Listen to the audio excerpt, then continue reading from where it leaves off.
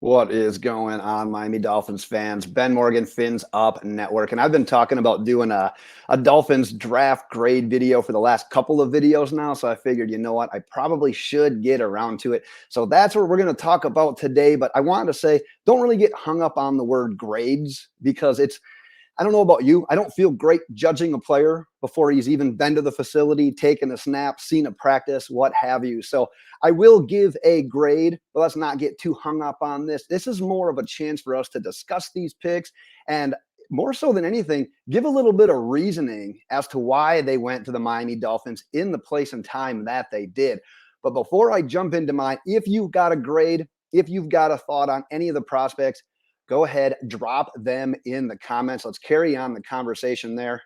But let's start right away with the Dolphins' first pick that came in the second round.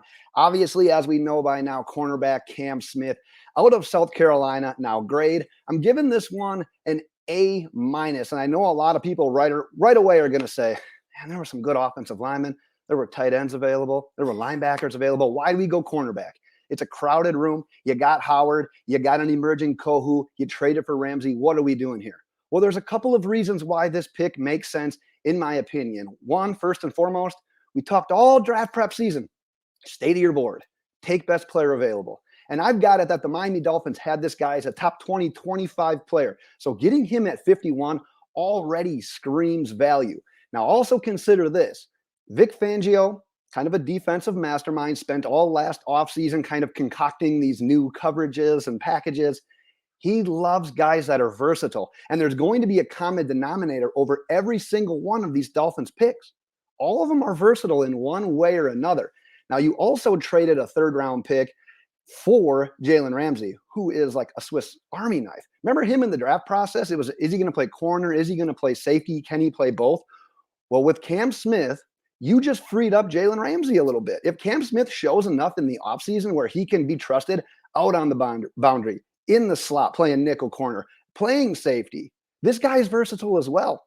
Well, you just freed up Jalen Ramsey to be able to be all sorts of a chess piece for a guy like Vic Fangio. So that's one component of this. The other component that we've talked about, look at the age of these guys. Xavien Howard, Jalen Ramsey, both nearing 30. You just got your future guy. You got a guy that can learn behind these guys, spend time in Vic Fangio's system. Like I said, can play boundary, can play slot, can play in the secondary in like a safety position.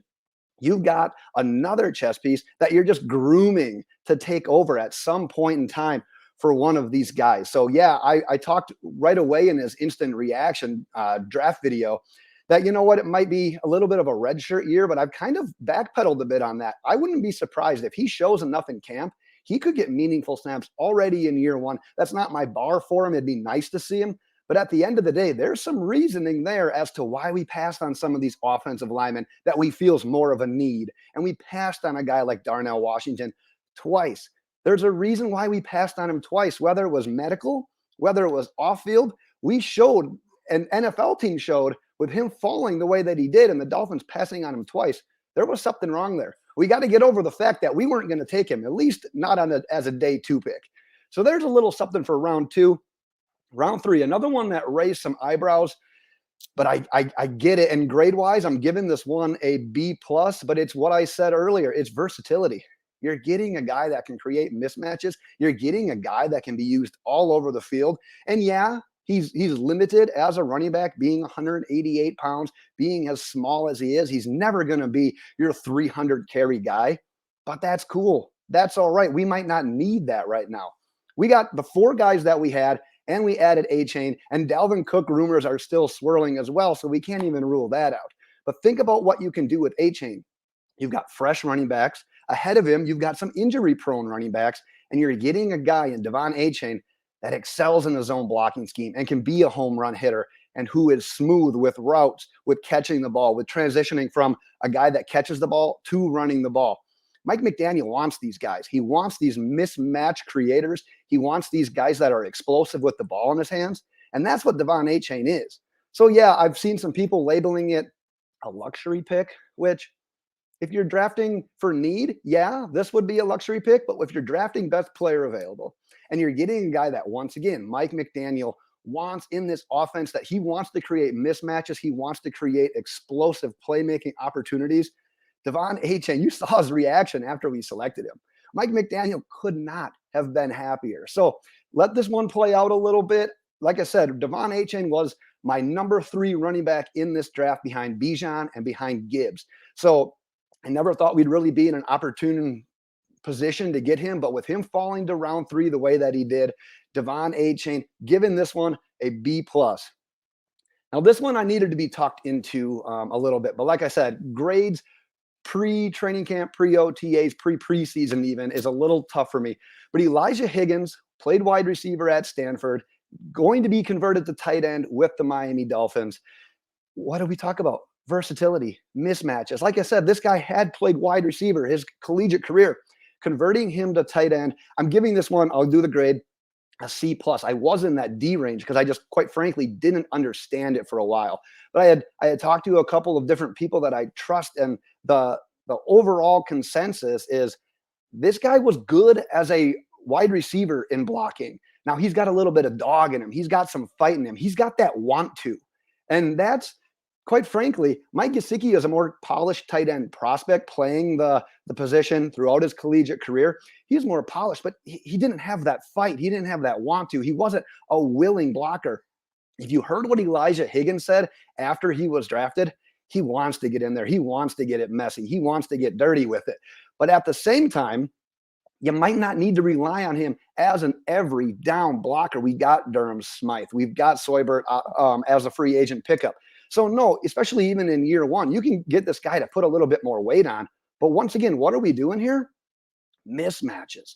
As a tight end, a guy that runs a 4.5 40, what that one website say, he clocked in at like 20 or 21 miles per hour on a play last year. You are creating mismatches with a guy like this. And there were some comps out there to Jordan Reed, if you remember him with the now called Commanders.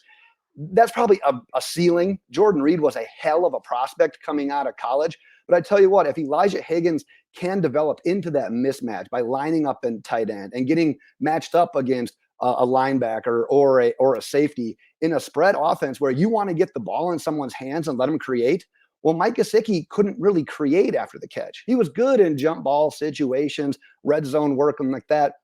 But if you can get Elijah Higgins on the field at some point in time, when things are spread out, when you're getting into the ball and let him create as a 4.5 tight end, there is your mismatch. So I had to, like I said, I had to get talked into this one a little bit. I'm like, we already got Tanner Connor. We already got one project where we're turning a former wide receiver into a tight end. Why do we need another one? Miami's looking for depth. They're looking for guys who can get the job done and who's going to stick. Our roster right now, and this is probably not even fair, but compared to what we had in 2018, 2019, it's going to be hard for some of these guys to make the team. It isn't, I don't want to say unbelievably deep roster, but relatively speaking to how the rosters have been 2-3 years ago, this is a fairly deep roster. But speaking of deep rosters, people that might struggle to make the team, obviously being a 6th, 7th rounder, nothing's promised, nothing's guaranteed. I know a lot of us are already excited about a handful of the undrafted free agents the Dolphins brought in. But in the 7th round, we went Ryan Hayes, offensive lineman out of Michigan. I'm giving it a B. Like I said, keep in mind, grades here aren't grading a prospect. It's grading the value of getting him in the position that you did. So round 7, not going to be too hard on this pick, but he was a 2-year starter at Michigan at left tackle, one of the nation's best programs, a really good offensive line. Due to shorter arms, he's probably going to get slotted into guard. But there it is again, that word of the day, the versatility, where if he does play guard and you need him to slide out, well, that's where his experience lies, playing left tackle at Michigan for those years. Once again, I said the word Michigan. Keep in mind, our owner, a Michigan alum, may have had a say in something like this. But like I said, I'm not going to be too hard on a grade with Ryan Hayes. Bring him into camp. Let him compete for a spot. I know we need – some of us think we still need starter quality on the offensive line. Other people say, you know what? And the other people are Mike McDaniel and Chris Grier saying, you know what? Maybe we just need some more depth across the offensive line. This unit was tested last year by injury. So getting in some bodies, we got some undrafted free agents as well. Bring them in, let them compete in camp, and let's see how things shake out over the offseason. But that's what I've got for grades, recap, reasoning, whatever you'd like to call it. But like I said, Drop your grades, recap, reasoning in the comments, and let's carry on the conversation there.